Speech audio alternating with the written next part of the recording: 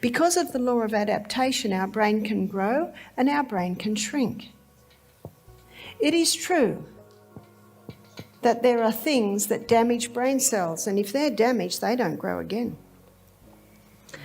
But there are 3 things today that medicine is showing can stimulate new brain cell growth in the hippocampus part of the brain. 3 shockers, we looked at them this week. 3 shockers cause a release of brain-derived neurotrophic factor. Brain-derived neurotrophic factor is a protein that stimulates neurogenesis. Neurogenesis means new brain cells. Are you above 50 and starting to forget where you left your keys? Or maybe you walk into a room and can't remember why you're there. You're not alone. Over 55 million people worldwide are living with dementia, and cases are expected to triple by 2050. But here's the good news. Memory loss and cognitive decline aren't just a normal part of aging. Your brain has the power to heal, grow, and stay sharp if you give it the right tools. So what can you do today to keep your brain healthy, prevent dementia and Alzheimer's, and improve your memory? Science has uncovered some powerful strategies, and in this video, we're breaking them all down. Stay with me till the end, because even small changes can make a big difference in protecting your brain for years to come. As a thank you for joining me today, we're giving away 100 free copies of my best-selling book to subscribers. So if you haven't yet, hit subscribe, like this video, and comment why you want to win. But when you have a look at the head, you will see 7 avenues of access into the brain. There are 2 ears, there are 2 eyes, there are 2 nostrils, and there is a mouth. Everything we hear or have ever heard, everything we see or have ever seen, everything we smell, and everything that goes into our mouth, whether it be food or drink, has an effect on the brain. Our decisions determine our destiny. So how important that we know something about the decision-making part of our brain. This is an area that many people are ignorant. The little book, The Ministry of Healing, which I see is up the back in the foyer, it says in there on page 127 that the only hope of better things is the education of the people in right principles. It's a tragic thing today that in Australia, 50% of Australians have, are, or will suffer from some form of mental illness. And 1,700 cases of Alzheimer's is being diagnosed every day in Australia. These figures indicate that many people don't understand their brain, and they don't realise that we have more control over what we do and even what we say than we think we do. So in this short little time I have with you this morning, I'd like to just open the door a little bit and show you the parts of our brain where we make our decision and what influences them. So we're going to begin by looking at the brain. Now the brain, from side on, it looks a little bit like this. And there is what's called the limbic system. And the limbic system basically takes up about that part of the brain. And this limbic system is often called the emotional brain. And I think we all know about emotions. And I think we all know that emotions aren't a very good guide because they go up and down like the wind.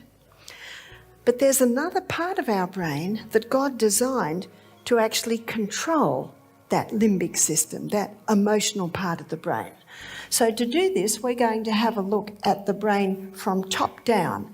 From top down, you will have a look at the brain like this, and in the front part of the brain, and we're going to call this the right side of the brain and the left side of the brain, and I think the way you're looking it is. So in the right part of the brain, you could call that the I want section. That's down there. Sorry, not the I want, the I won't. Now this is a very important part of the brain. Where it's very important is, no, I won't have that cigarette. No, I won't have that cup of coffee. No, I won't have that big steak. I'll have a bowl of lentils instead. And on the left part of the brain is the I will.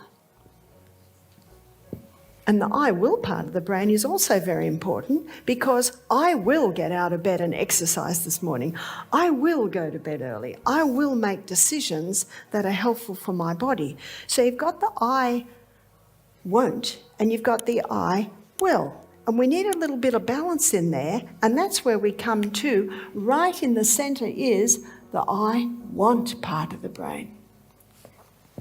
What do I want? Do I want a healthy body? And if I want a healthy body, then I can trigger the I won't do that, or I will do that. And God designed our brain so that this part of the brain, just here in the centre, is where our goals are. It's called the prefrontal cortex, or sometimes it's called the frontal lobe.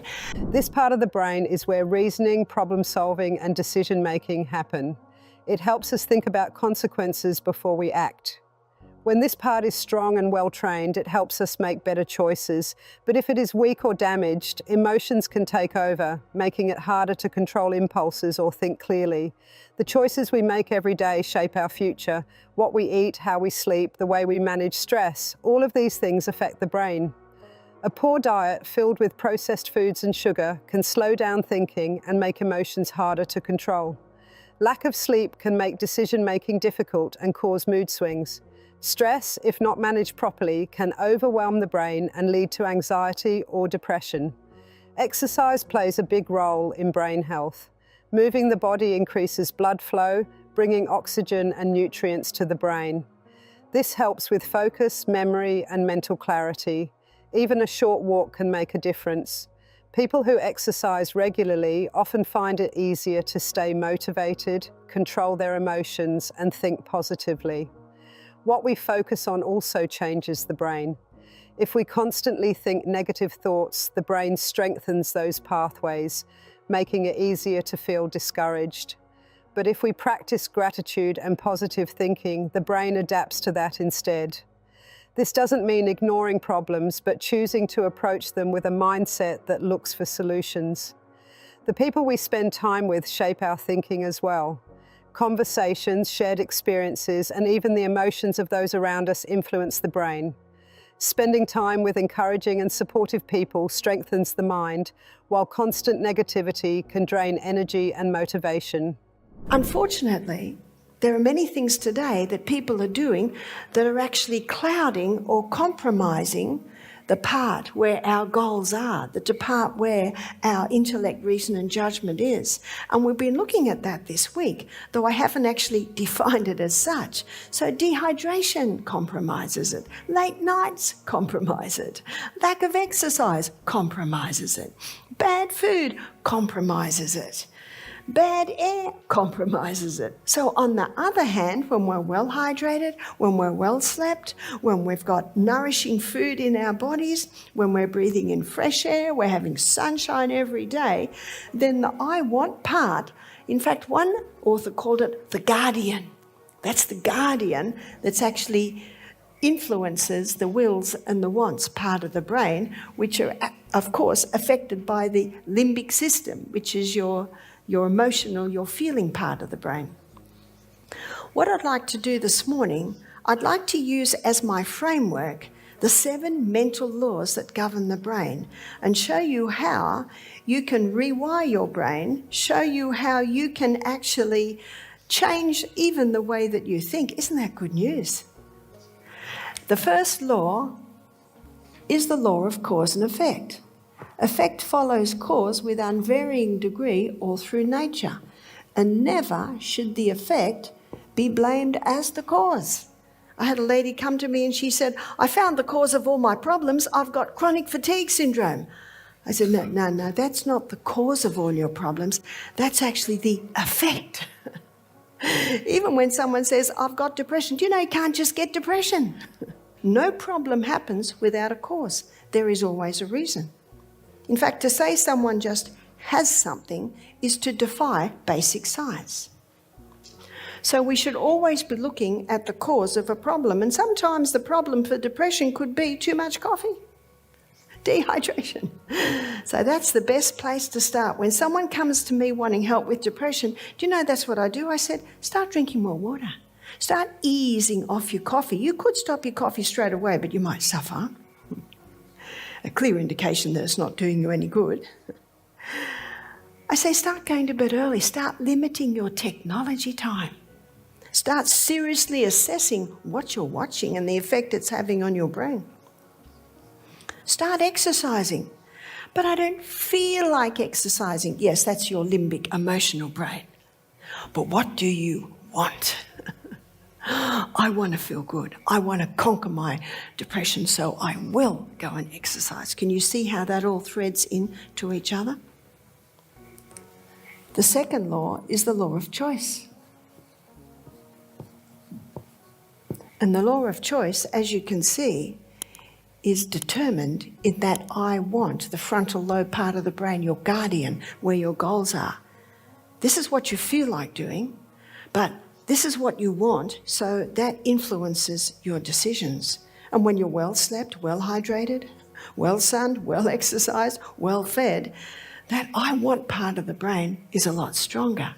And when that I want part of the brain is strong, it gives you the power to override temporary feelings. Think about it. How many times have you known you should do something, but you just didn't feel like it? That's the battle between the limbic system and the frontal lobe. The good news is the more you strengthen your frontal lobe, the easier it becomes to make decisions based on what's truly best for you, rather than just how you feel in the moment. Now, you might be a little bit shocked at what I'm about to say. It's a little bit flippant, but it's a scientific fact. Fake it till you make it. Huh? Who are you faking? That limbic, wild horse emotional system. Needs the bridle, needs the reins. Here they are here. And eventually, he felt like it. Because your words affect your feelings. He obviously didn't feel like it straight away because he said, I've done it. But as the days went on, those feelings changed because your words affect your feelings. And that night, after he'd made the decision, a little bit of battle, a couple of times that day, but he stood firm. When he went to sleep that night, little cells were activated. They're called glial cells. And your glial cells are your body's vacuum cleaners. And there are more glial cells in your brain than nerve cells. And because Doug made the decision to forgive, when he went to sleep between the hours of 9 and 2, the little glial cells came along and they vacuum cleaned up all the thorns. Science is now showing that forgiveness has a physiological effect on our brain to clean it up. When you're lying in bed about to go to sleep, just think, wow, when I'm asleep tonight, my body's vacuum cleaners are going to clean up all the thorns. My brain's going to process properly, file system, everything that I did in the day. Amazing things happen when you sleep. What happens if you don't sleep? Sorry. But what if you're struggling with sleep? Lay there with the lights out, with all your Christmas trees out of the room, all your technology gone, window open. You've got a new pillow, you've got fresh sheets, you're hydrated, lay there, can't sleep.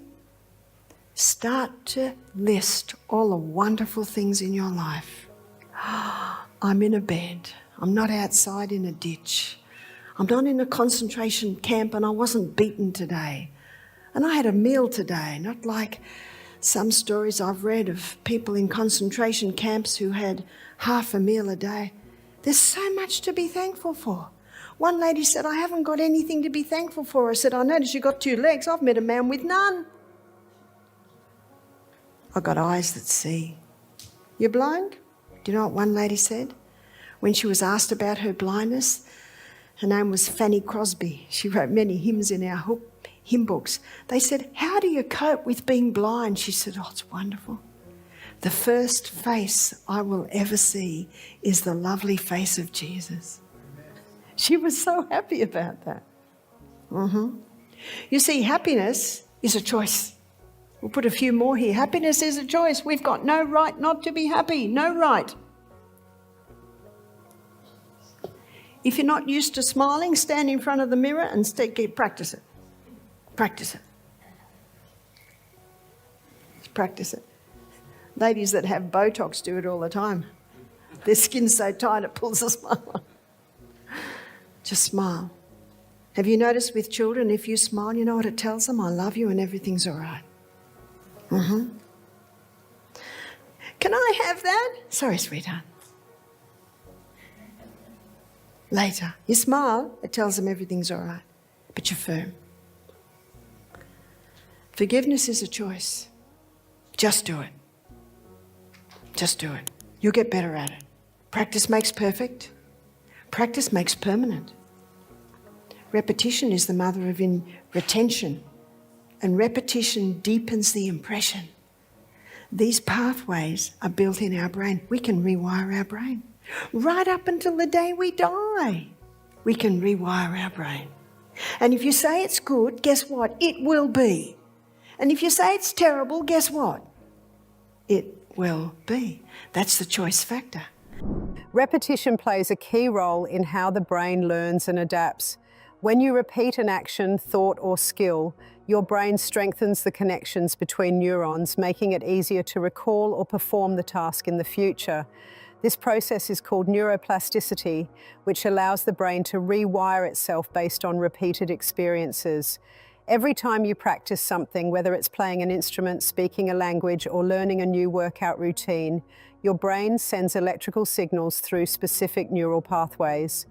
At first, these pathways are weak, making the task feel difficult or unnatural. But with repetition, the signals travel more smoothly and the process becomes more automatic. Think about when you first learned to ride a bike. At the beginning, balancing felt nearly impossible. Your brain was trying to coordinate multiple actions at once, pedaling, steering, and keeping your body upright. After repeated attempts, these movements became second nature. This happens because the brain strengthens the connections responsible for those actions, reducing the effort needed to perform them. Repetition also helps with memory.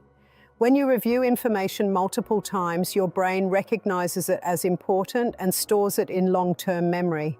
This is why students who go over their notes several times before a test remember the material better than those who only read it once.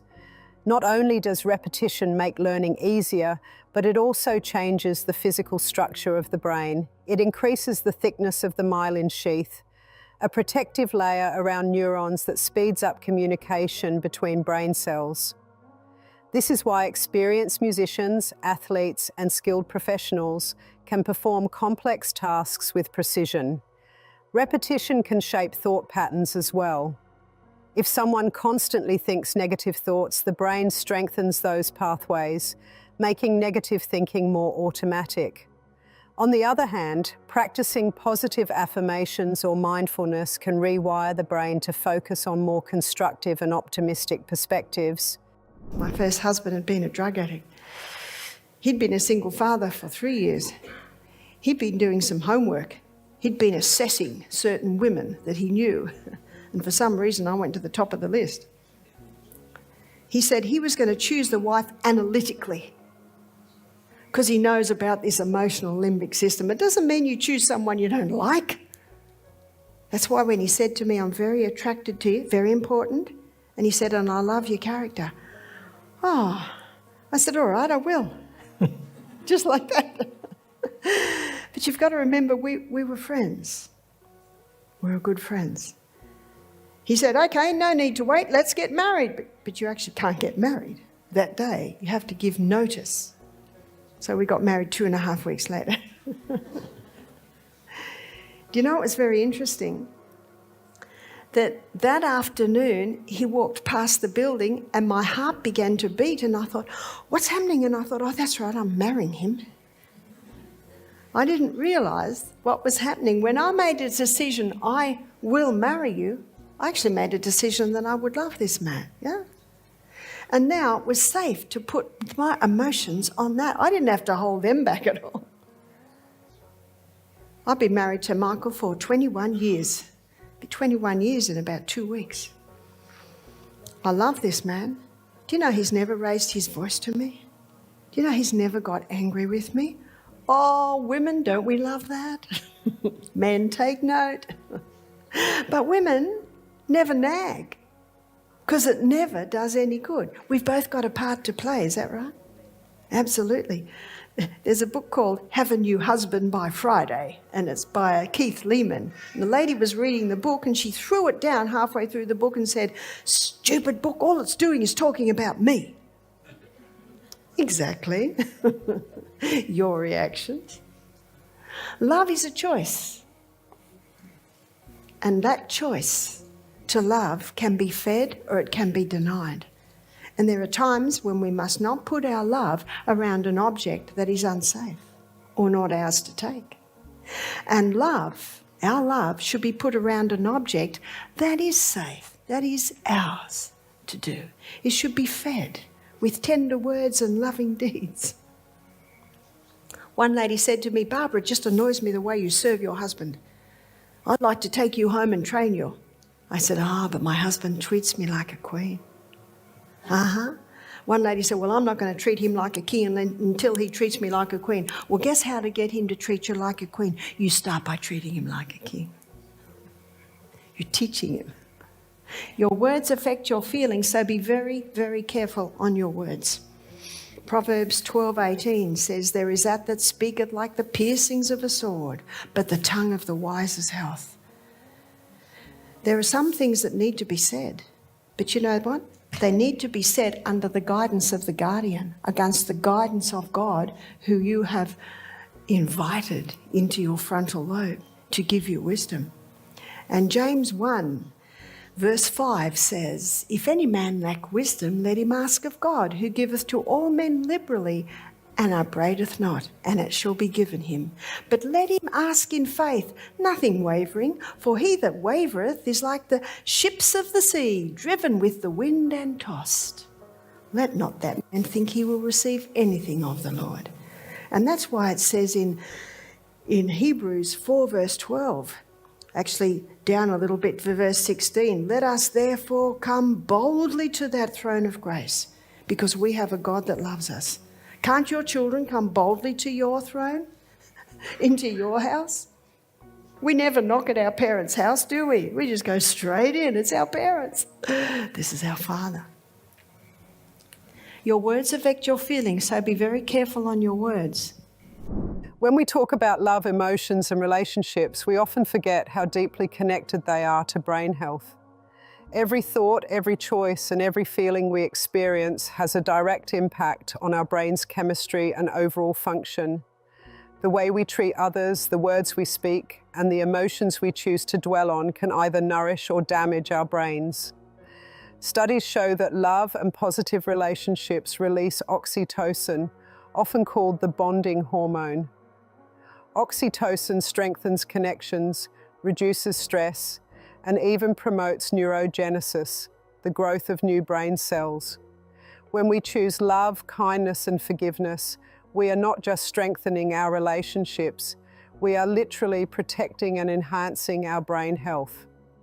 On the other hand, chronic stress, resentment, and negative emotions flood the brain with cortisol, the stress hormone. Over time, excessive cortisol damages neurons, particularly in the hippocampus, the area responsible for memory and learning.